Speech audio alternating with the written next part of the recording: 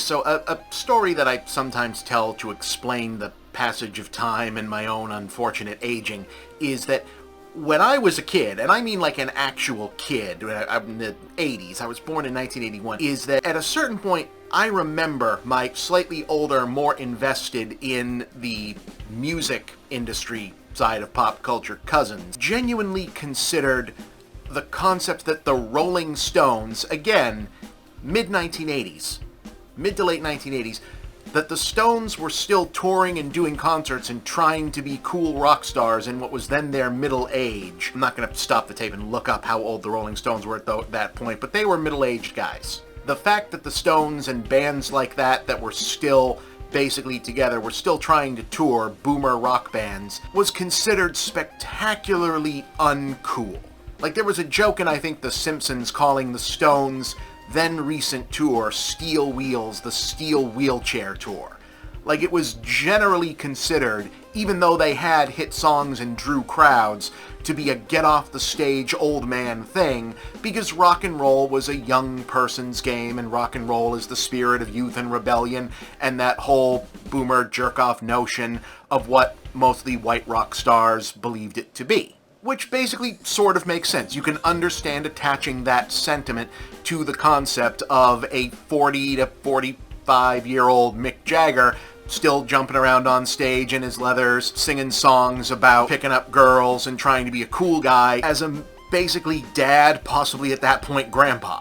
But the thing about the passage of time is that if you do still keep doing that and stay basically out of trouble compared to some other celebrities and rock stars of his generation, like the Rolling Stones basically managed to do, and you make it to the late 90s, the early 2000s, the 2010s, I'm pretty sure the Stones are still recording some music and occasionally performing. At a certain point, if you reach actual ancient old age and are still doing it, just being alive and beating death becomes rebellion in and of itself, and you become kind of cool again.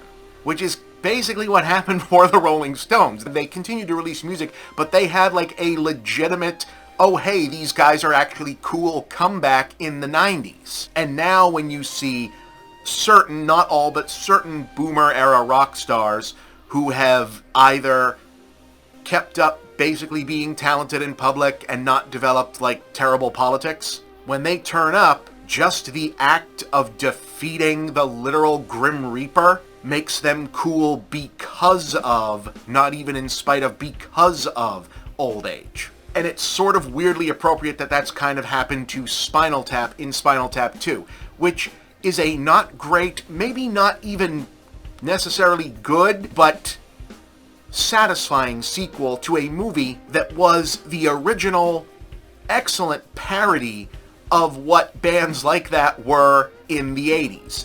For those of you who maybe only know Spinal Tap by osmosis through popular culture, the original Spinal Tap, This Is Spinal Tap, is a mock documentary about a metal band, in quotation marks, in the 80s that bills themselves as the loudest heavy metal band on what is supposed to be a big tour that kind of morphs into a quasi-farewell tour as they are fading from relevance, and it hasn't really dawned on them yet that the world is sort of leaving them behind. And the meta joke of Spinal Tap, as the film reveals more of their personal history, more of their back catalog history as it goes, is that, while Spinal Tap are, as befits a parody band, not necessarily bad guys, and are good musicians. They have to be good musicians. Despite being parodies of metal songs, they are good enough to be played and to just groove out. And it's like, okay, this is catchy, this is fun, this is decent music. They are fundamentally shallow, empty, meaningless lyrics that the band thinks are good because these are fundamentally pretty empty, dumb guys who are redeemed to the degree that people as shallow and kind of dumb as Spinal Tap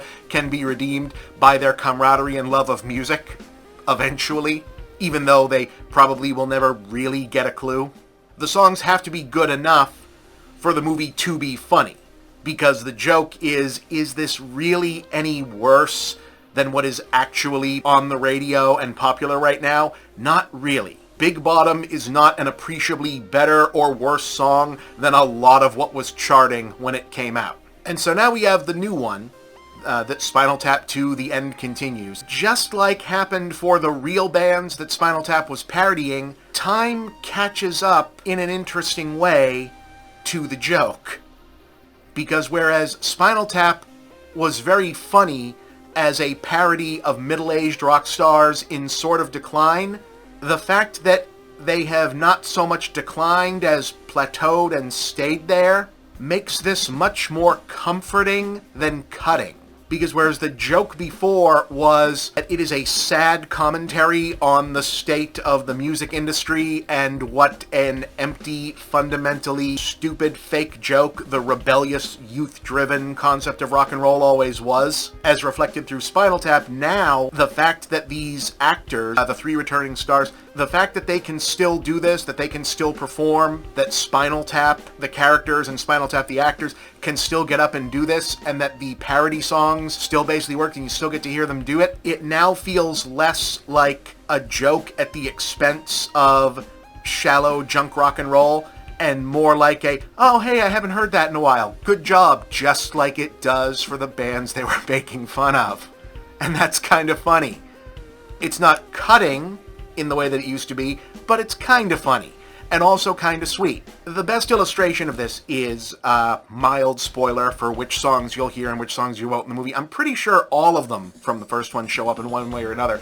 But in the original movie, there's eventually, about at midpoint, maybe early midpoint, a flashback to Spinal Tap's original incarnation as a 60s Flower Child hippie band. And they have a song called Listen to the Flower People Sing. And the punchline of that is that they have always been a completely empty, shallow product that has never really had anything to say and just always chased the trends of whatever was most popular in music at the time. And that their lyrics, even when they were singing about peace and love, were just as shallow, stringing popular phrases together as their angry metal songs are.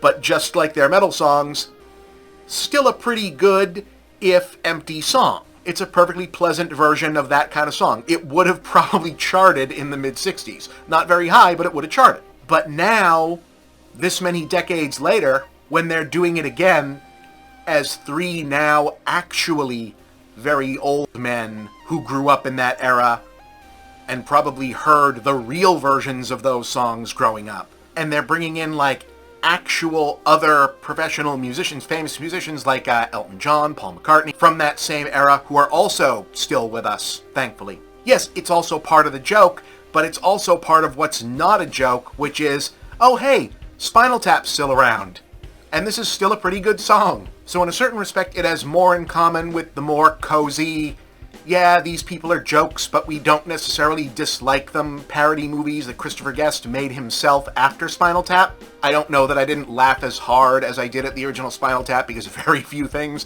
will ever make people who recognize it laugh as much as the original Spinal Tap, but it's a good time, and it's good to see again, and also, it works as a concert film, which is probably the most fitting tribute that it could have to anything. It really works as an actual concert film. Like, if Spinal Tap was a real band, you would still watch this as just a concert film. The joke has overtaken itself. What could be funnier than that? 8 out of 10, absolutely, yeah, watch it.